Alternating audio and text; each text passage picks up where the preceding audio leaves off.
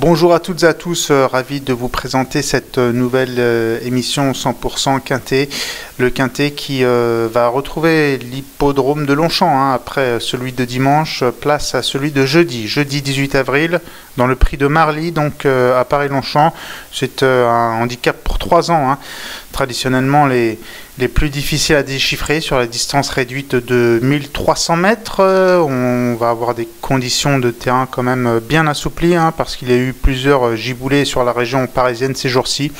Et donc vous avez ici en régie, présenté par Laurent, Manon, Corentin et également Constance, le tableau des partants. L'As Dance Sioux, qui est co-bottom weight avec le 2 McTennet, donc l'As Dance Sioux monté par Christophe Soumillon, présenté par Pascal Barry, le 2 McTennet, donc je le disais, Hugo Jorniac en selle pour Hubert de Nicolae, supplémenté numéro 3, Edja Tedja, avec Stéphane Pasquet pour Maurizio Guarnieri.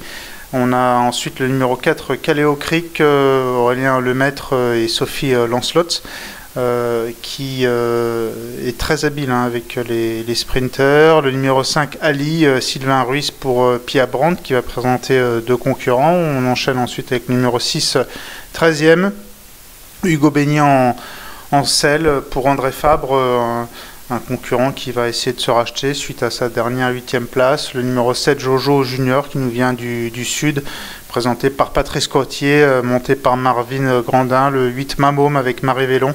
Le numéro 9, Marie Mancini, irréprochable, confié à Théo Bachelot pour Fabrice Vermeulen. Ensuite, le numéro 10, The Place to Be. Pareil, vraiment régulier dans l'ensemble, avec Tony Picol en selle pour l'entraînement de Louis Baudron. Le numéro 11, The Cats, avec Michael Barzalona pour Yann Barbero. Le numéro 13, Fou Furieux, avec Nicolas Collery comme entraîneur et comme jockey Eddie Ardouin. Le numéro 14, Thomas Shelby, avec Stéphane Ladjadj pour Carlos et Yann Lerner, qui présente un autre concurrent, à savoir le 16, l'Ardéchoise, qui va être co-bottom weight avec le numéro 15, Koslovska, avec Christiane Demuro. Toutes deux portent 54 kg.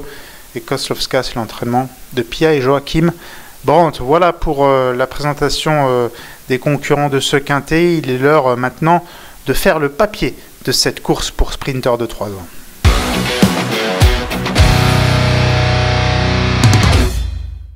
Allez, on passe au papier de ce prix de Marly, axé sur la vitesse, 1300 mètres sur la nouvelle piste de Longchamp, avec tout d'abord l'évocation de la candidature du numéro 16, l'Ardéchoise qui va s'élancer de la corde numéro 13.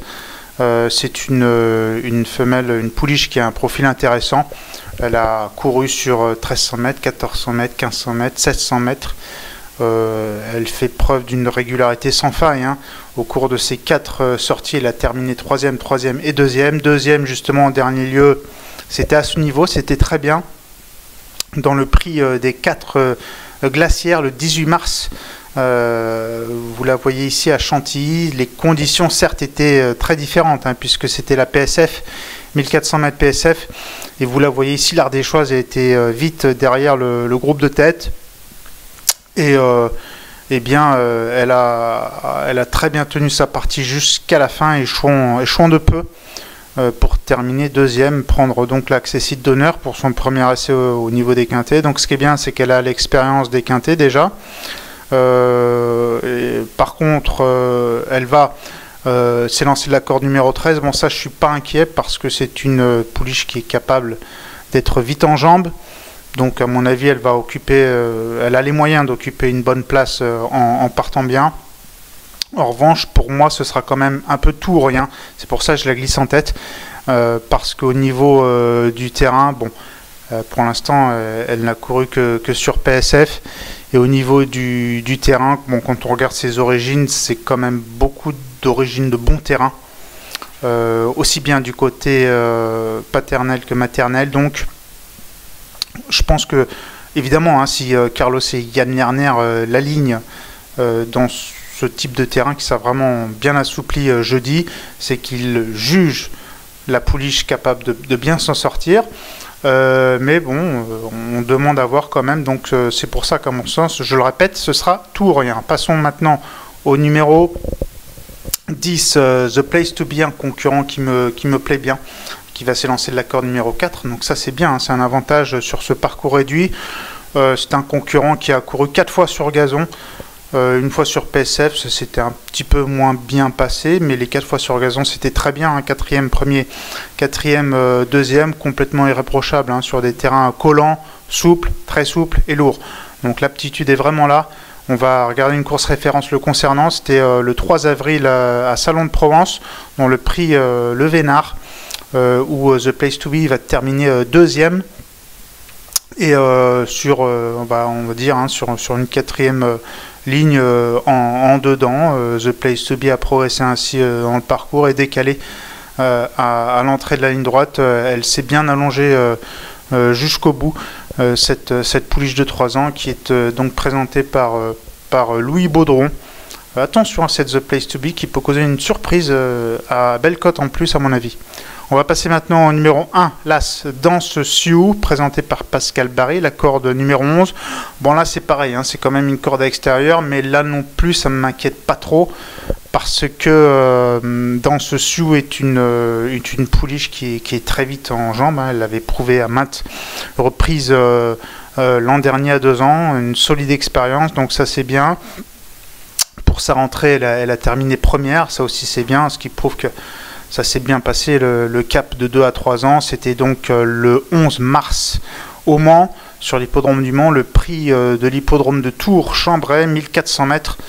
Et donc constamment aux avant-postes, hein, comme vous pouvez le voir sur ces images, et bien Danse Sioux a pris sûrement l'avantage pour finir et pour s'imposer, pour effectuer une rentrée victorieuse. Voilà, elle a beaucoup d'atouts, hein, Danse Sioux, elle a beaucoup de vitesse, et puis on va rappeler aussi qu'elle avait été jugée digne de disputer groupe 3 à 2 ans, le prix du bois.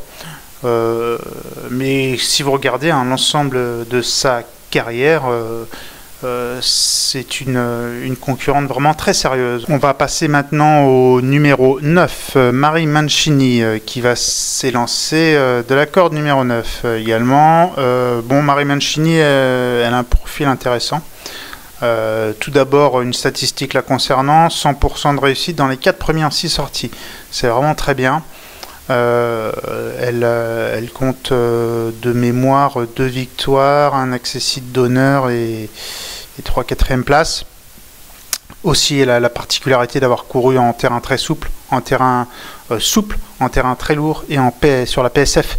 Donc c'est déjà une belle polyvalence, hein, pour cette pouliche qui somme toute est jeune, hein, à 3 ans. Une course référence la concernant, le prix des 4 glacières, hein, c'est la même course que l'Ardéchoise où elle terminait 2e, et Marie Mancini elle terminait 4e. Donc c'était le 18 mars à Chantilly, 1400 mètres PSF, je rappelle les conditions. Et évidemment les conditions là sont très différentes, mais comme je l'ai dit en préambule, le terrain ce ne sera pas un problème parce qu'elle l'a prouvé. Donc vous voyez ici Marie Mancini sur ces images évoluer, elle était en épaisseur quand même, hein, dans le tournant. Et puis progressant au centre dans la ligne droite, vous la voyez ici effectuer un très bon effort final pour terminer 4e donc du prix des 4 glacières. Attention, un Marie Mancini qui a beaucoup d'atouts pour elle. On va passer maintenant au numéro 7, Jojo Junior, qui va s'élancer de la corde numéro 8. Alors, ce pensionnaire présenté par Patrice Cotier, déjà je l'ai retenu. Pourquoi? Parce qu'il a une ligne commune avec Marie Mancini. C'était le 27 février à Marseille-Borelli dans le prix des Arts gagnés. Et vous voyez ici sur ces images, eh bien, Jojo Junior résiste sûrement, hein, à Marie Mancini dans des conditions de terrain vraiment assouplies. Donc déjà ça, logiquement, je retiens Jojo Junior. Et puis ensuite, si vous regardez sa musique, Jojo Junior, il a effectivement une musique avec du bien et du moins bien. Mais moi, j'ai retenu que le bien parce que ce qui est intéressant pour lui, c'est qu'entre 1200 mètres et 1400 mètres, ses performances sont les suivantes: premier, deuxième, troisième et 5e. Donc voilà, il a couru à 5 reprises sur des distances réduites et à chaque fois il a été dans les 5 premiers.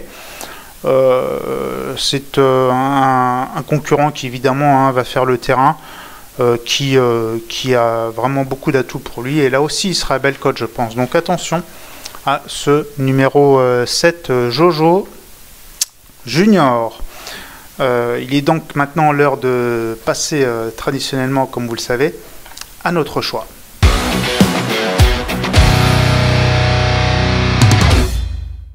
Allez, notre choix pour ce tiercé quarté plus quinté plus jeudi 18 avril sur l'hippodrome de Paris-Longchamp, 1300 mètres, nouvelle piste, le prix de Marly pour des soldes 3 ans.